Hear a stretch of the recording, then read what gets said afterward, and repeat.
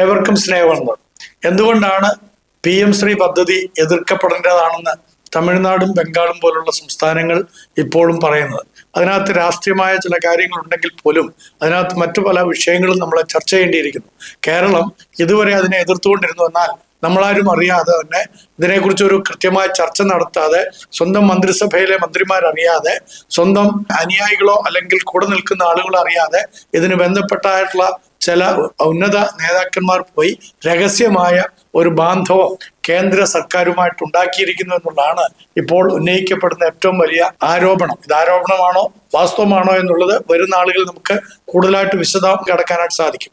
എന്നാൽ എൻ്റെ ചോദ്യം, തമിഴ്നാട്, ബംഗാൾ എന്തുകൊണ്ട് ഇതിനെ എതിർക്കുന്നു? ഇപ്പോൾ നമുക്ക് തമിഴ്നാടും ബംഗാളും എന്തുകൊണ്ടാണ് ഈ പദ്ധതിയിൽ ഒപ്പുവെക്കാൻ തയ്യാറാകാത്തത് എന്ന് ചിന്തിക്കാം. ഒന്നാമതായിട്ട് ഇവിടെ വിദ്യാഭ്യാസം സംസ്ഥാന വിഷയമാണ് എന്നത് ശക്തമായി അവർ ഊട്ടിയുറപ്പിക്കുകയാണ്.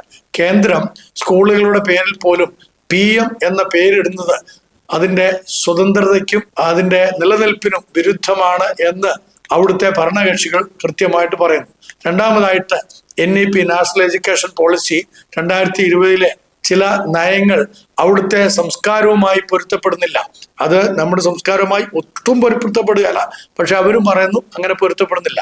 ഉദാഹരണം, 3 ഭാഷാ നയം. നമുക്കതിനെക്കുറിച്ച് പ്രശ്നമില്ല, കാരണം ഹിന്ദി, ഇംഗ്ലീഷ്, മലയാളം ഒക്കെ നമ്മൾ പഠിപ്പിക്കുന്നതാണ്. പക്ഷെ അവർ പറയുന്നത് ഞങ്ങൾക്ക് ഹിന്ദി വേണ്ട എന്നാണ് തമിഴ്നാട്ടുകാർ പറയുന്നത്. നമ്മുടെ ഭാഷ നമ്മുടെ ആത്മാവാണ്, അതുകൊണ്ട് തന്നെ അവരുടെ ആ ശ്രേഷ്ഠമായിട്ടുള്ള ഭാഷ, അതിന്മേൽ മറ്റൊരു ഭാഷാ നയം ചുമത്തരുത് എന്നാണ് അവരുടെ ഭാഷ്യം.